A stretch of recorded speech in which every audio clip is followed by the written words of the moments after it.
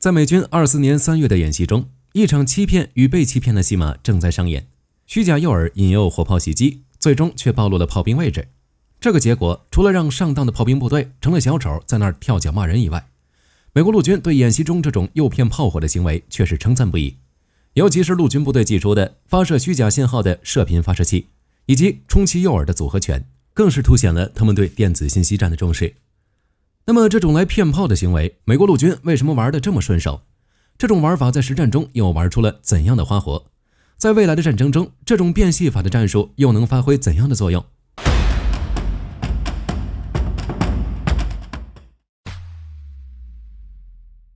要说美军玩骗炮玩得得心应手，那可真是有着历史渊源的。早在美国独立战争时期，一种名叫桂格炮的东西就出自华盛顿的堂弟威廉之手。这武器的本质就是用原木削成大炮的形状，再用黑漆涂抹，使其远远看去与真正的加农炮一模一样。有时为了增加逼真度，士兵们还会在炮口处用炭火熏黑，制造出刚发射过的假象。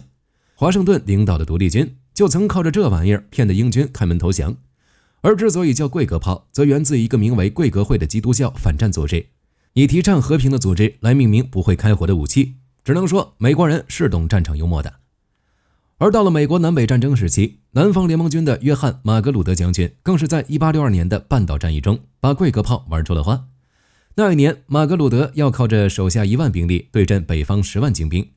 这位当过演员的将军决心将战场当作舞台，在约克镇防线上大量使用桂格炮，硬是靠着小股部队来回穿插，营造出了大军压境的假象。结果谨慎的北方将领麦克莱伦错判对方兵力雄厚，错失了直捣黄龙的机会，双方开始转入了围城战，而这也为南方派系争取到了宝贵的增援时间。桂格炮在这里虽然没骗来炮火，但成功骗来了敌人的犹豫，其攻击的正是麦克莱伦将军的决策环节。桂格炮的成功难道只是因为诱饵做的像吗？实际上没那么简单。这种骗术所针对的从来不是敌人的设备，而是敌方指挥官的大脑。要知道，任何一次军事行动拆解开来都是一套流程，先观察，再判断，定决策，再行动。这就是敌军从发现你到攻击你的逻辑闭环。而诱骗炮击的精髓就在于，在对方起手观察的阶段，就给他注入虚假信息，让他的注意力死死地盯在你给的目标上。这就导致了对方的决策从一开始就建立在了一个虚假事实上。一旦敌人从第一步就走错了路，那么他后续的动作越是迅速，越是猛烈，就错得越离谱，输得越惨。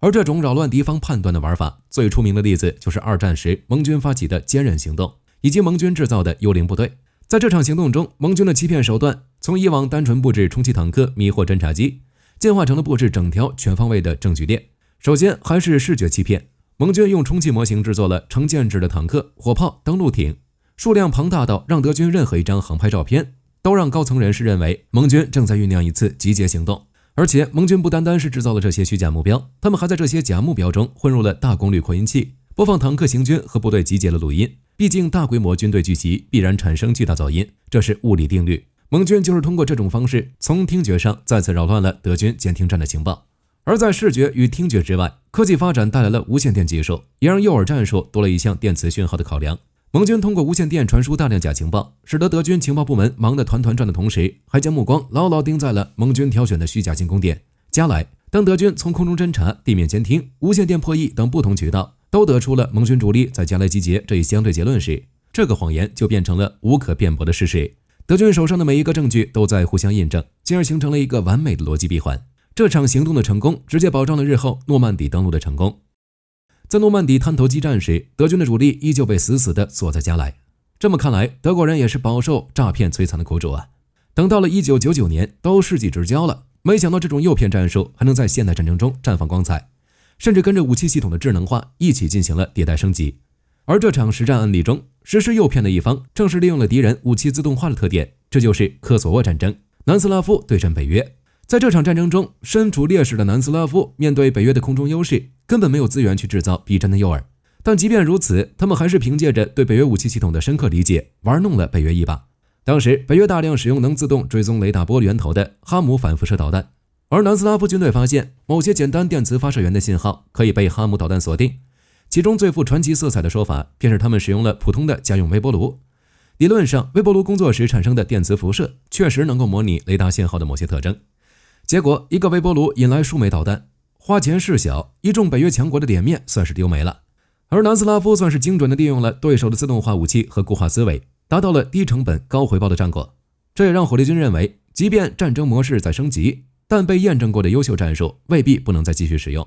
从美国独立战争到科索沃，火力军总结出了骗炮成功的几个核心原理。第一，攻击对方的决策思维，让敌人做出错误判断。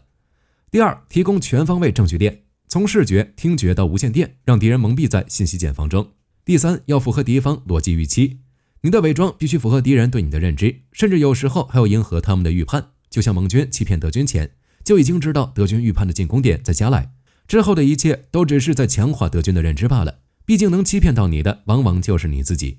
第四，就是深刻理解对手，并根据对方的武器特点以及思维定式加以利用。正是因为这些原理直指人类和机器决策的根本弱点，所以骗炮这一古老的战术才能在今天依然能达成出其不意的效果。聊了这么多历史上的骚操作，如今在这个无人机满天飞的战场上，这套战术具体要怎么玩，又该怎么防？接下来咱们就聊聊这里面的诀窍。首先，咱们先从如何给对方挖坑讲起，这可是个技术活。咱们还是拿开头提到的美军演习来当教科书，一步步进行拆解。首先，挖坑第一步就是选个好地方。炮兵阵地会选在哪儿，肯定得符合军事逻辑，比如一片相对开阔、便于射击展开，但又有一定掩护的地方。所以陆军把充气诱饵摆在这种区域，这就叫符合敌方逻辑预期。你总不能把假目标摆在一个傻子都知道不该在的地方，那不叫欺骗，那叫侮辱对方的智商。而第二步则是全方位饱和式打握，光摆几个充气娃娃是不够的，现代侦察可不只是用眼睛看，所以美国陆军直接祭出了一套组合拳。首先登场的是物理诱饵，就是那些1:1高仿真的充气火炮。在现在技术的加持下，它们不仅外形逼真，有些高端货色甚至还自带加热装置，能模仿真炮开火后的引擎余温，专门骗对方热成像。而紧接着的就是电磁诱饵，这可以说是这套战术的灵魂。这种不起眼的射频发射器能模拟出真实炮兵部队指挥、通讯、数据链传输时的特定电磁信号，这对敌方的电子侦察部队来说，就像饿狼遇上肉排，扑上去那就是本能反应。最有意思的是，当敌人的无人机飞过来，用眼睛一看，哎，有炮；用热成像看，有能量；用电子监听设备听，有信号。好家伙，所有证据都对上了，这就形成了一个无法反驳的逻辑闭环。这时候，指挥官不下令开炮，手下人都会心里犯嘀咕。而我们要做的就是耐心的当个好猎手，监视着对方的动向，直到对方走完全套侦察流程，让他们自己说服自己这里的目标绝对是真的。那么接下来就是等着还手了。这一步也是整场计划里最关键的一环。就在敌人开火的一瞬间，己方藏在暗处的反炮兵雷达立刻捕捉到对方炮弹的轨迹，并在几秒钟内算出其真实位置。然后你真正的炮兵部队就该干活了。一套诱骗、暴露、反击的3点，直接把对面送回了老家。而在体验过挖坑的爽感后，火力军再带大家看看如何站在对面炮兵部队的角度识破骗局，避免自己成为那个倒霉蛋。首先，面对诱骗战术第一招，打破信息茧房，搞交叉验证。在战场上绝对不要相信任何单一来源的情报，对方喂什么我们就吃什么，那不叫打仗，那叫等着投降。现代侦察的核心就是用不同维度的情报互相印证，寻找矛盾点。比如无人机说地面上有个坦克阵地，但大冬天的这片坦克都跟冰块一样，一点引擎热量都没有，那我们心里是不是就该打个问号？第二招则是对情报保持怀疑，尤其是对那种天上掉馅饼的好事。如果一个目标看起来过于完美，那它很可能就是个坑。当你的侦察兵毫不费力就找到了一个大鱼时，鱼儿后面藏着鱼钩的概率可不小。第三招则是多点耐心，面对可疑目标不要急于开第一枪。一个真实的军事阵地必然是活的，会有人员进出、车辆调动，但一个假目标往往是死的，即便有人营造假象，那也长不了。而在目标陷入长时间静止不动时，用无人机多盘旋几个小时，或者派侦察兵多趴一会儿，很多时候就能看出破绽。最后也是最重要的一点，永远相信你手下最有经验的那个老兵。无论 AI 算法多厉害，归根到底打仗的还是人。一个顶级侦察兵基于成千上万小时训练和实战经验的直觉，往往就是你识破骗局的关键。总而言之，现代战场上的骗炮与反骗炮就是一场围绕着双方决策的认知攻防战。进攻方想方设法制造一个完美的逻辑闭环，而防守方则需要在这个圈套中识破对方的漏洞。不过不论前面的斗智斗勇多么精彩，双方总有摊牌的那一刻。当炮弹真的飞出炮膛，射向那个或真或假的目标，这场对决才算真正开始。我们先来看结局一，那就是骗局成功，猎人入网。对于设下陷阱的一方来说，敌人上当的时刻，自己要做的第一件事就是用反炮兵雷达锁定对方阵地，反击火力在确定方位后立刻跟上，这个窗口期通常是以秒来计算的，现代的火炮从发射到撤离往往就在几分钟之间。现代战争讲究发现即摧毁，如果反击掉了链子，那前面所有铺垫就都白费了。其次就是扩大战果，光打掉对方的炮兵阵地就满足了吗？格局小了。设想一下敌人的炮兵阵地突然被端，对方的指挥系统会不会陷入混乱？